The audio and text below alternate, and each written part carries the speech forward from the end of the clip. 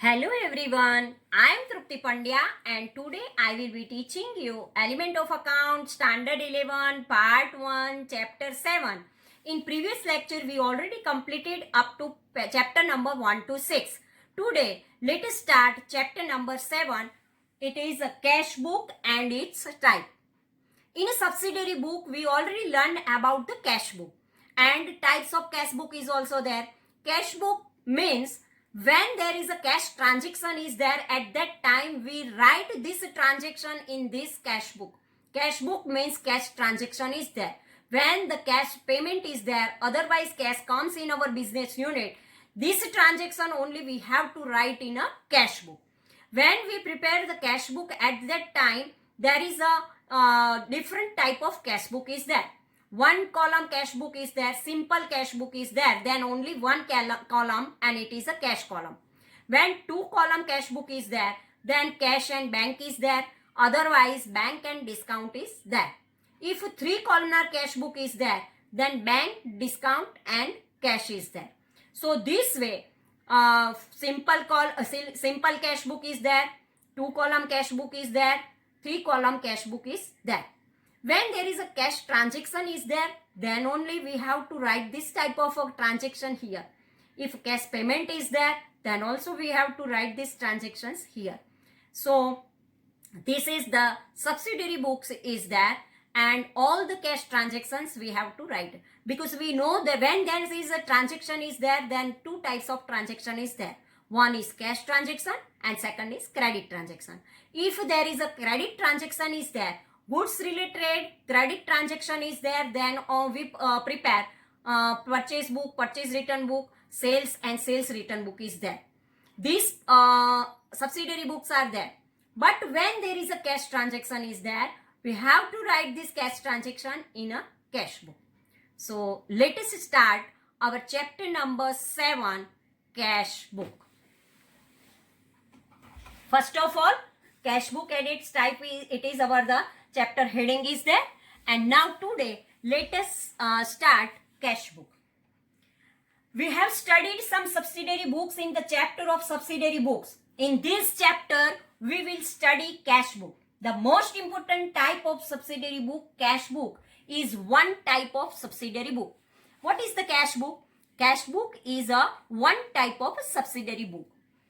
Generally, in any business or profession, two types of transaction are seen. First is cash transaction and second is credit transaction. Credit transactions also get converted in cash transaction in future.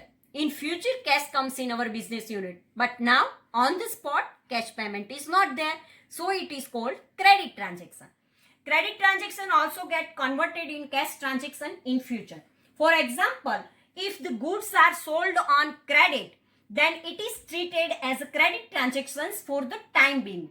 But in the future, at a fixed time, the cash is received and at that time, transaction which took place on credit gets converted into cash transaction. Cash book is a type of a subsidiary book in which cash transaction are recorded. When there is a cash transaction is there, then only we have to write in a cash book, and cash book is a one type of a subsidiary book is there.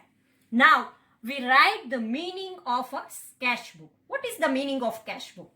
A subsidiary book is prepared to keep a record of a cash transaction. It is called cash book. Cash book means, as per their name, when we write the cash transaction, it is called cash book. Cash transactions are recorded in the cash book. Cash receipt and cash payment. If we receive the cash, otherwise we paid the cash. All the transactions we have to write here, recorded in the cash book.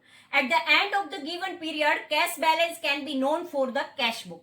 Cash book serves the purpose of a journal entry and cash account both. Journal entry and cash account both are there, as cash book is prepared in the form of ledger. Ledger account. Debit side of cash book is known as a income or a receipt side, and credit side is known as a payment side. If debit side is there, it is a receipt. And if credit side is there, it is a payment, because we know that cash is a current asset. And what is the rule for there? Comes then debit and goes then credit. So as per the rule, when there is a receipt is there, it is a debit, and when there is a payment is there, it is a credit. Now what is the utility of importance of the cash book? First of all, saving of time and labor. Cash transactions are directly recorded in a cash book without recording in a journal. Therefore, separate cash account is not needed. Therefore, cash book serves the purpose of both journal and ledger. It saves time and labor. If we one time prepare the cash book, at that time we directly write this transaction in a cash book, and so journal and ledger both are not necessary for this. So time and labor saving is there. Benefit of division of labor. Cash book is maintained separately from the journal. Therefore, responsibility of preparing it can be definitely allotted to different person, and the benefit of division of labor can be obtained. Separately, to one person, we give the responsibility to prepare the cash book, and so we get the benefit of a division of labor can be obtained. Third utility, cash balance can be known. Cash balance can be known daily or at the end of the given period by maintaining the cash book. If we prepare the cash book, then given time period, otherwise daily, we know what is the cash balance is there. Cash balance can be known. And fourth one, cash embezzlement. The balance of cash book is worked out daily or at the end of the given period. Therefore, the physical cash balance can be compared with it, and if there is any error or cash embezzlement, then it can be known immediately. If any fraud is there, otherwise if a cash balance is not sufficient, it means when we compare with the cash book, and if it is not enough cash in our balance, then we find out the error and immediately we know about this. Inclusion of a bank account. As per the requirement of a business, the nature and volume of a transaction, the cash book can be prepared in various different types. If 3-columnar cash book is prepared, then transaction of a cash, bank and discount can be recorded. Therefore, separate bank account also need not be prepared. Now, types of a cash book. According to necessity of any business or professions, cash book can be prepared. Following are the 3 types of cash book. We know simple cash book. Second one, 2-column cash book. It can be of 3 types. Cash and discount column, cash and bank column, bank and discount column. If 2 column are there, then bank first cash and discount, cash and bank and discount. If 3-columnar cash book is there, then cash, discount and bank all are there. First of all, what is the simple cash book? Only cash transactions are recorded in the simple cash book. Cash receipt and payment are recorded in the simple cash book. As the format of the cash book is like a structure of an account, it is divided into 2 parts. T type of account is that 2 parts we have to divide. The left side of the cash book is known as a debit side or a receipt side, and the right side of the cash book is known as a credit side or a payment side. Cash account is a real account because we know cash is a current asset, and so we use the real accounts rule. What is the real account rules? Comes then debit and goes then credit. So therefore, when the cash comes in the business, it is debited to cash account, and when cash goes out, it is credited to cash account. Therefore, debit side of cash book is shown as a receipt side and credit side is shown as a payment side. Cash payment is never more than cash receipt. Cash receipt is always more than the cash payment. Therefore, balance of cash account is always debit. Therefore, in the beginning of the cash book, the cash balance is shown in the balance brought forward or opening balance on the debit side, and at the end of the credit side, closing balance is worked out and it is shown on the balance carry forward. In short, the cash book on the debit side, the opening cash balance and cash receipts are recorded, whereas on the credit side, cash book, cash payment and closing cash balance are recorded. So in short, if you want to know, then in cash book, debit side, we have to write the opening balance and all the receipt. And credit side, all the payment we have to write and closing balance of cash balance. So this way, cash is a current asset and we have to use the real account rule, comes then debit and goes then credit. When there is opening balance of a cash is there, then we have to write the debit side, means receipt side, and all the incomes, receipts, we have to write the debit side of cash book, and all the payments we have to write the credit side of a cash book.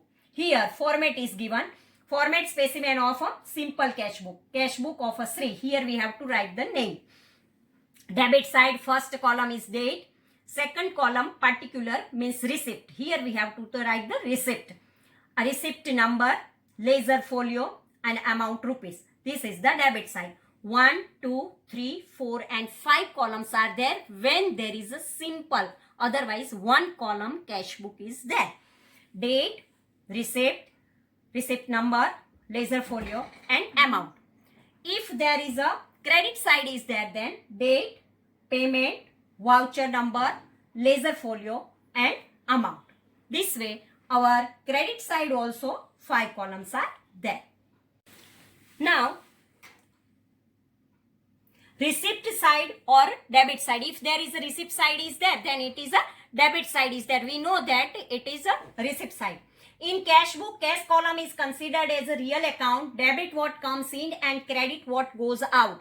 This rule is applied. Therefore, when the cash is received, it is recorded on the debit side of the cash book and following particulars are mentioned along with it.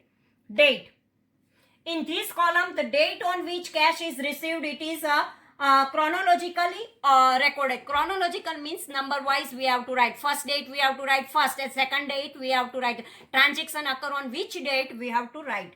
Second particular means receipt.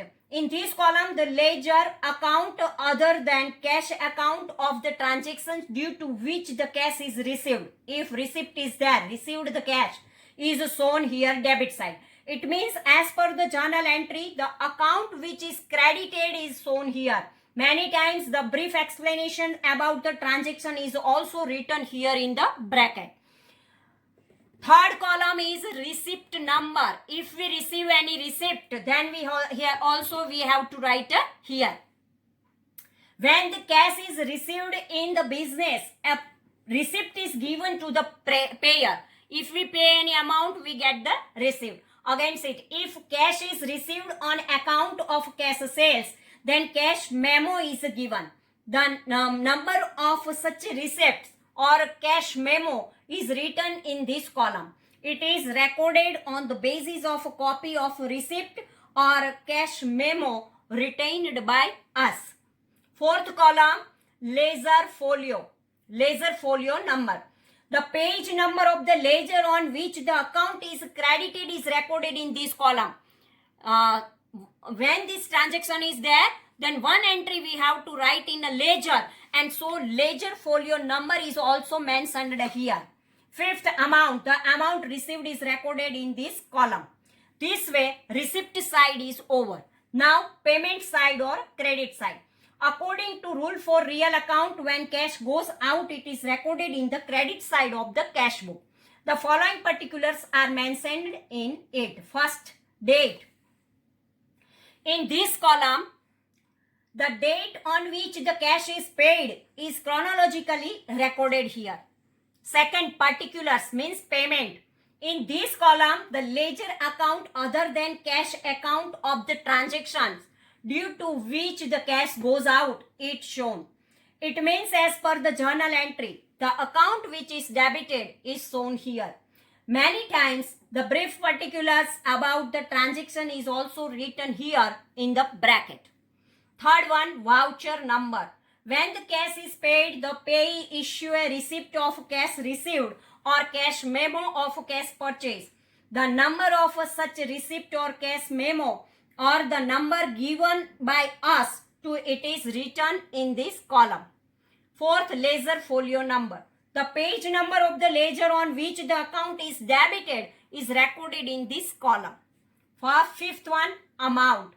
In this column, the amount paid or the amount of cash given away is recorded. When both the side we write all the transactions, afterward remaining amount is there in a cash book. It is called closing cash balance. In a simple cash book, on the debit side, opening cash balance and cash receipt are recorded, whereas on the credit side, cash payment are recorded.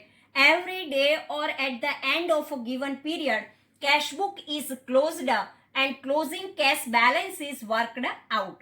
The total of payment side of such a cash book is deducted from the total of receipt side. The amount of difference is known as a closing cash balance. Here the important point is that the total receipt side of a cash book can never be less than the total of payment side. Receipt is always more than the payment.